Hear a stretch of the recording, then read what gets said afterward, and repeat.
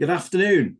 I'm joined today by Karen Blair of Aftermath Support. Good afternoon, Karen. Hi. Good to see you. So first of all, could you just explain what you do and for how long you've been involved with Aftermath Support? Yeah, absolutely. So I joined Aftermath about 18 months ago now, in the midst of COVID. Um, and as a charity, we support anyone who's been affected by road collision in the Northwest. So that could be anyone, bereaved family members, witnesses, people who've been seriously injured. So we provide one-to-one support to individuals in the aftermath. Obviously, it's a really traumatic time for people. Some really significant issues can come up for them in all manner of parts of their life. So the team are able to offer support to people straight away and really help them to cope as much as possible. It's a absolutely brilliant charity. How long's the charity been going for? We are 20 next year. Can you Wow. believe? So I'm currently hoping to plan lots of celebrations in respect of us hitting that 20-year mark, and really just making sure that people are aware of us and we're out and about. It's clearly because of what we do. We're not a charity you will have heard of until your worst time of your No. life. So making sure that we speak to people who come into contact with anyone who's been affected by a road crash is really important for us. So having a nice big event next year will hopefully be something that we'll be able to do and get all those people involved in, so we can celebrate what we have achieved in that time. We've supported over 13,750 people Wow. since our inception. And the charity was born from people with lived experience. So it was bereaved family members who didn't have the right support available to them, and from a pilot project with Merseyside Police, and the charity was born from there, and we've gone from strength to strength. Absolutely brilliant. Really is. When you think of success, what's the kind of first person that comes to your mind, Karen? I think I think because I mean, I've always worked in the charity sector. So for the last 20 years, I've worked in the third sector, and helping people. And at times, it's our most vulnerable citizens or people in circumstances that put them in vulnerable positions. So I think my measure of success is more around the influence and change. So the people who are known for the good, doing something for the good of many. So I think from my background, the one person that stands out would probably good old Eleanor Roosevelt. Right. So I'm not sure if anyone knows much about Eleanor Roosevelt, but she's the first person to think of, because she was chair of the UN Commission for Human Rights. So Mm. took on the whole task of drafting human rights declaration for the world.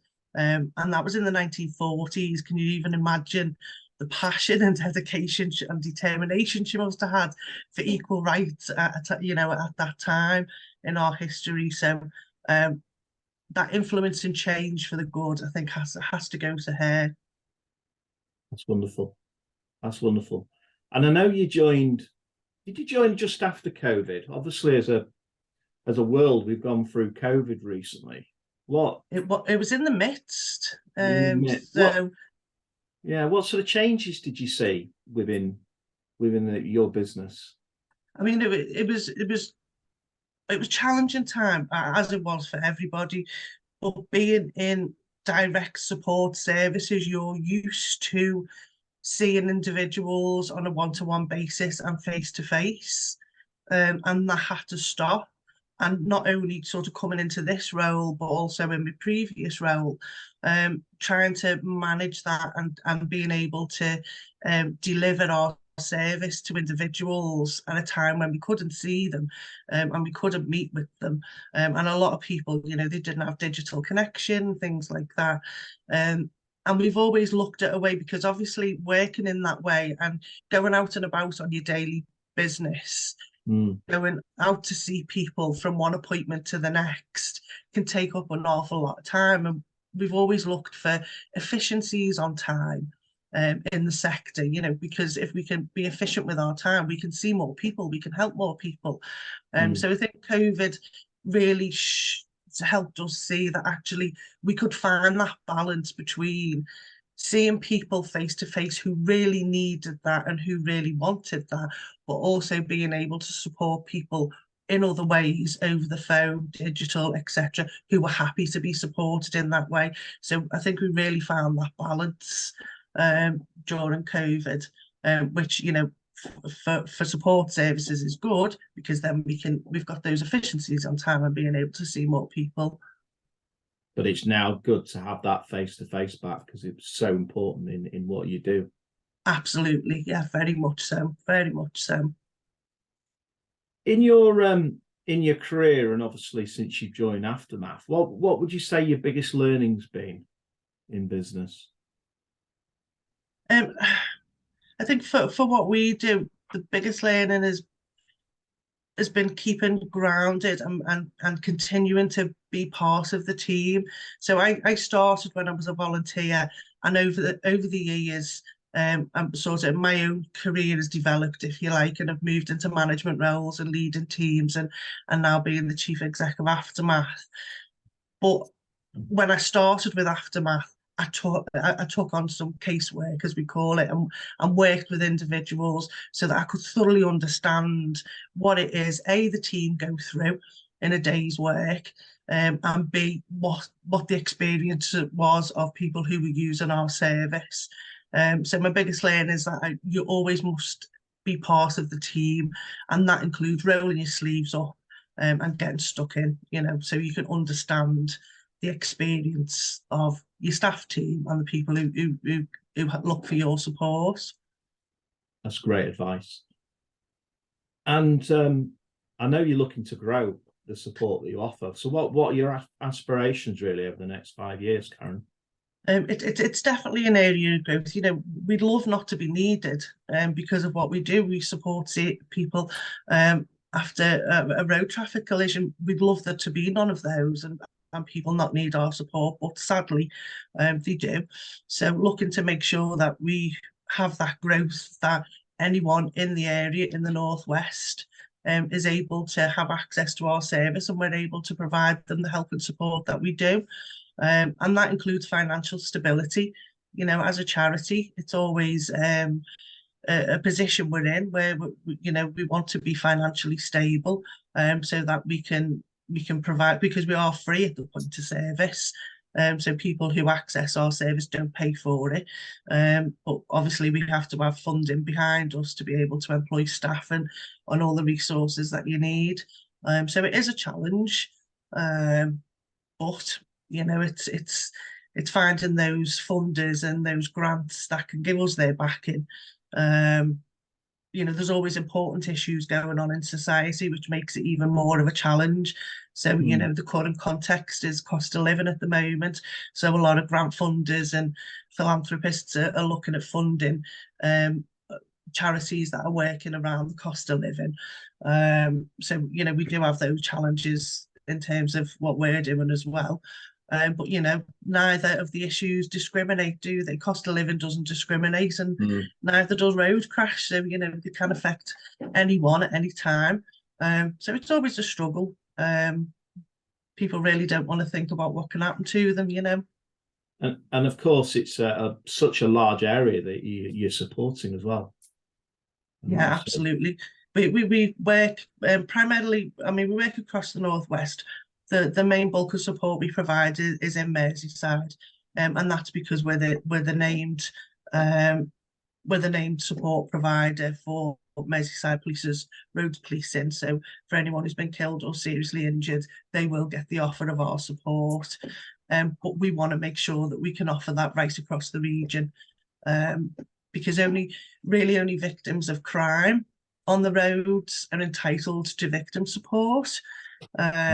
So anyone who's not been a victim of crime, you know, in an RTC wouldn't have a statutory right to support. So we're trying to change that for what we do, and making sure that anyone who's affected has that offer and is available to access our service. So yeah, quite a large footprint. But we're getting there. So, Karen, next question really is about your experience of employing in the region and how difficult that is, or what experiences you have. I mean, it is always challenging in respect of third sector employment, and those jobs that are available similarly within the private and public sector. Salaries is always one that's a challenge.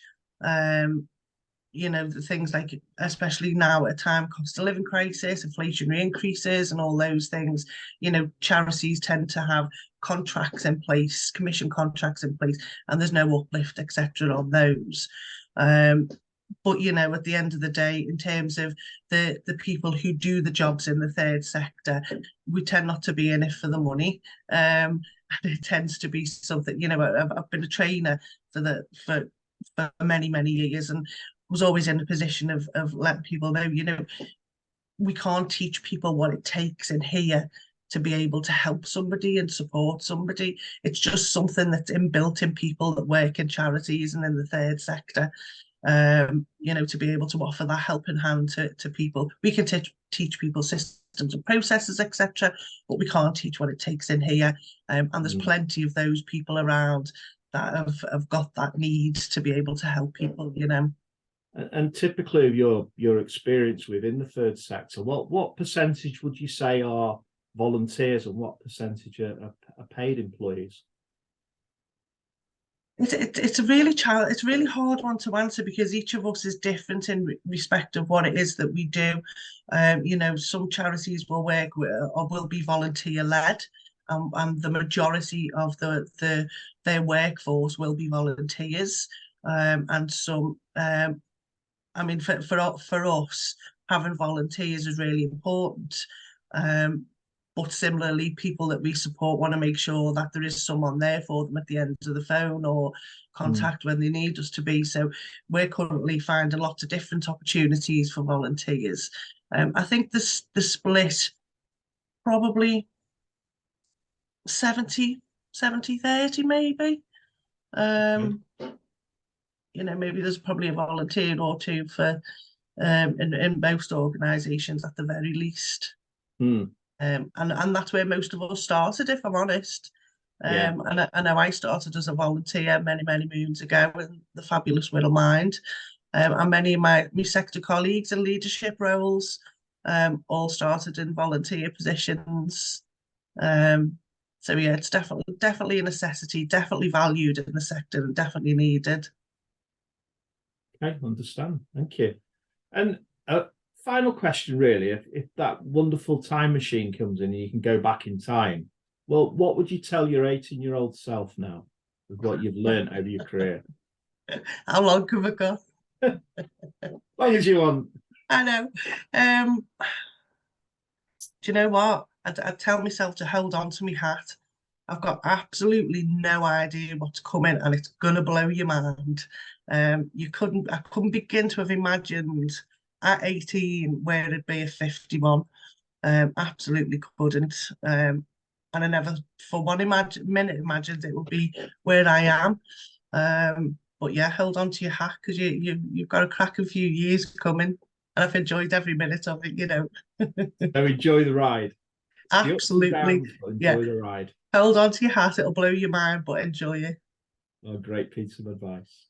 Karen, it's been fascinating learning about Aftermath Support. It's a fantastic charity, and it's great to hear about it and the wonderful work that you're doing. So thank you for spending your time today, Karen. No, I really appreciate the opportunity. And, if there's any business owners or others out there that are looking to give something back to their local community, we're always looking for opportunities. So by way of donations or fundraising for the charity, every penny that we get in does go to supporting people who've been affected by a road crash in the Northwest.